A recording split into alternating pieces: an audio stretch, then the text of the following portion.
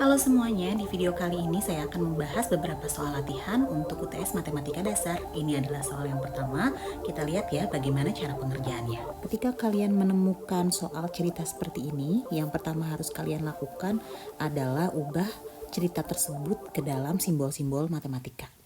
Oke, seperti ini misalnya, sebuah survei dilakukan kepada 1000 orang, berarti itu menandakan adalah U-nya ya, atau semesta, universe atau semesta. Boleh U atau S ya notasinya. Kemudian sebanyak 595 mendukung Partai Demokrat. Berarti kita bisa tulis D itu sama dengan 595. Lalu selanjutnya 595 menggunakan kacamata. Berarti kacamata juga 595. Lalu setelah itu 550 menyukai es krim. Berarti ice cream ya. Ice cream ini 550. Lalu setelah itu 395 menggunakan kacamata mendukung Partai Demokrat. Berarti kacamata dan Demokrat. Demokrat dan kacamata ya. Ini 395. Lalu setelah itu 350 mendukung Partai Demokrat menyukai es krim. Demokrat ice cream. Ini adalah 350. Lalu setelah itu 400 orang menggunakan kacamata dan menyukai es krim. Kacamata dan ice cream itu adalah 400 orang. Lalu dan 250 orang mendukung Partai Demokrat menggunakan kacamata dan menyukai es krim. Berarti ketiga-tiganya ya. Demokrat, kacamata, ice cream. 250. Nah, setelah ini akan lebih mudah kalian mengerjakannya. Kalian ada dua cara, boleh langsung masukkan ke dalam diagram Venn atau bisa juga menggunakan rumus inklusi eksklusi. Di sini yang menjadi pertanyaan yang pertama adalah berapa banyak orang yang tidak mendukung Partai Demokrat, tidak menggunakan kacamata dan tidak menyukai es krim. Berarti yang jadi pertanyaannya adalah ini. Kacamata, irisan es krim, komplement. Ini pertanyaan yang pertama. Saya akan coba jawab dengan menggunakan diagram Venn dulu. Seperti ini ya. Di sini ada Demokrat, kemudian kacamata, kemudian ice cream. Ya, di sini sama kalian ditandai Demokrat, kacamata, ice cream. Kemudian ada U di sini. U-nya adalah 1000 orang. Ya. Nah, kita kalau menggunakan diagram Venn harus dari yang paling tengah dulu. Ya, berarti yang ada ketiga-tiganya di sini adalah Demokrat, kacamata, ice cream itu adalah 250. Berarti 250 kita tempatkan di sini di tengah. 250. Oke, kemudian kalian lihat lagi. Demokrat dan kacamata. Demokrat kacamata 395. Sudah ada di tengah 250. Berarti 395 dikurangi 250. Berarti di sini kita tulis adalah 145. Ya, 145 dari mana? Ini dari 395 kurangi 250. Ya, lakukan hal yang sama dengan yang lainnya. Demokrat ice cream. Demokrat ice cream berarti 350 kurangi 250. Hasilnya adalah 100. Untuk kacamata ice cream berarti 400 dikurangi 250. Itu hasilnya 150. Oke, nah sekarang lanjut ke yang paling luar. Jadi dari yang paling dalam ke yang paling luar gitu ya urutannya ya. Nah sekarang lihat di Demokrat. Demokrat saja ada 595. Demokrat saja ada 595.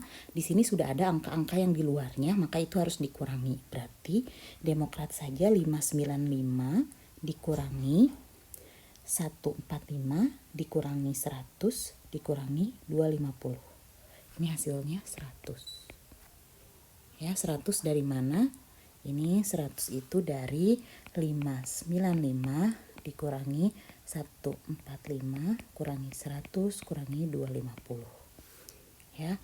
Lalu untuk yang kacamata juga lakukan hal yang sama ya. 595 dikurangi 145 dikurangi 250 dikurangi 150. Ini sama dengan 50. Satu lagi untuk yang ice cream. Untuk yang ice cream itu 550 dikurangi 100 dikurangi 250 dikurangi 150. Hasilnya adalah 50. Nah, ini adalah hasil-hasilnya. Selanjutnya yang jadi pertanyaan adalah Demokrat irisan kacamata irisan ice cream komplement ya. Berarti yang ditanyakan itu adalah yang ada di sini. Nih yang saya warna kuning nih. Yang ada di luarnya. Bagaimana caranya? Berarti kalian tinggal 1000 ini dikurangi semua angka yang ada di dalam diagram Venn-nya. Ya. Setelah kalian kurangi hasilnya ini menjadi 155. Ya, dicoba dikurangi hasilnya sama tidak dengan pengerjaan saya. Mohon maaf, tadi saya salah tanda. Ini seharusnya bukan irisan ya, tapi gabungan. Ini seharusnya gabungan seperti ini, tapi hasilnya itu tetap sama. Ya, saya tadi salah baca soal. Dia seharusnya adalah gabungan komplement. Ya, yang ditanyakannya adalah itu. Ya. Nah, sekarang ada cara kedua yaitu menggunakan prinsip inklusi eksklusi. Bisa kalian lihat di sini saya sudah tuliskan rumusnya. Prinsip inklusi eksklusi itu seperti ini. Rumusnya untuk yang tiga komponen. Ya, 3 komponen. Nah, berarti kalian tinggal masukkan angka-angka yang sudah kalian tadi kerjakan sebelumnya. Ya, di sini berarti kita tinggal masukkan angkanya. Di sini kan ada D gabungan K gabungan I, itu berarti gabungan semuanya. Nih yang saya arsir ya, ini gabungan. Oke, ini yang saya arsir semuanya. Itu adalah rumusnya seperti ini. Ya, berarti kita masukkan D-nya. D-nya itu adalah 595. 595 ditambah K-nya. K-nya adalah 595 juga. Ditambah I-nya 550 dikurangi D irisan K itu adalah 395 dikurangi 350 dikurangi 400 ditambah 250. Ini hasilnya berapa? Ternyata ini setelah dijumlahkan dan dikurangi hasilnya adalah 845. Ya, sedangkan yang ditanyakannya adalah komplemennya. Berarti kalau komplemennya itu D gabungan K gabungan I komplement itu sama dengan 1000 dikurangi 845. Ya, hasilnya adalah 155. Sama ya hasilnya dengan yang diagram Venn tadi. Nah, kalian boleh menggunakan cara diagram Venn, boleh juga menggunakan rumus inklusi eksklusi. Ya, terserah kalian bagaimana yang kalian mengerti saja. Itu tadi jawaban untuk pertanyaan yang pertama. Sekarang ada pertanyaan yang kedua adalah berapa banyak orang yang mendukung Partai Demokrat yang tidak menggunakan kacamata dan tidak menyukai es krim. Berarti yang hanya mendukung Partai Demokrat saja. Ya, yang hanya mendukung Partai Demokrat saja itu adalah yang ini. Yang 100. Ya, berarti tinggal kalian tulis saja, berarti Demokrat mendukung Demokrat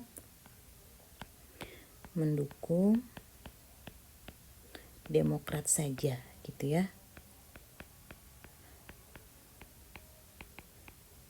Hasilnya adalah 100 orang.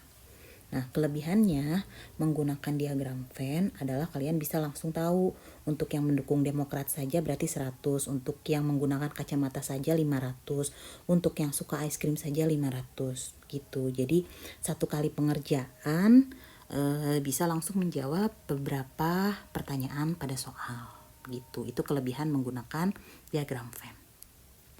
Kita lanjut ke soal kedua ya. Ini soal kedua mengenai fungsi. Ini sudah diketahui di dalam soal.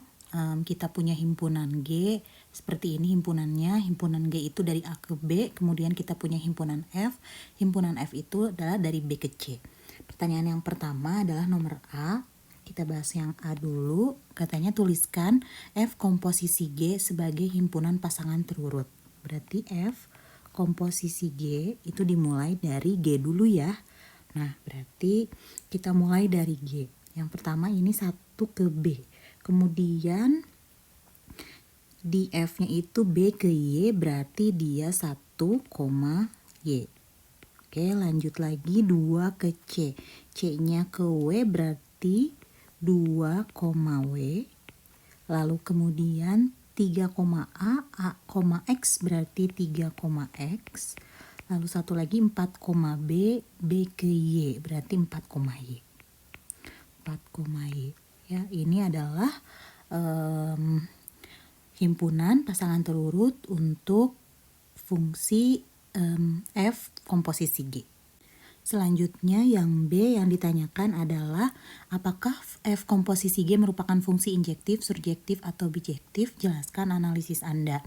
Nah, yang di sini yang ditanyakan adalah fungsi F komposisi G-nya. Ya, berarti yang dilihat adalah yang ini. Yang kalian lihat adalah yang ini, berarti dia dari A ke C. Ya, dari A ke C. Kalian amati di situ, kalau misalnya bingung, boleh kalian gambar dengan diagram panahnya. Ya, diagram panah seperti ini, berarti ini AC. Ya, di sini A-nya ada 1, 2, 3, 4. Kemudian di C-nya W, X, Y, Z. Nah, kemudian kalian sambungkan 1 ke Y, 1 ke Y, kemudian 2 ke W, 2 ke W, 3 ke X, 3 ke X, lalu 4 ke Y, 4 ke Y. Nah, setelah kalian buat diagram panahnya, kalian lihat ini seperti ini hasilnya. Menurut kalian ini apa? Injektif, surjektif, atau bijektif?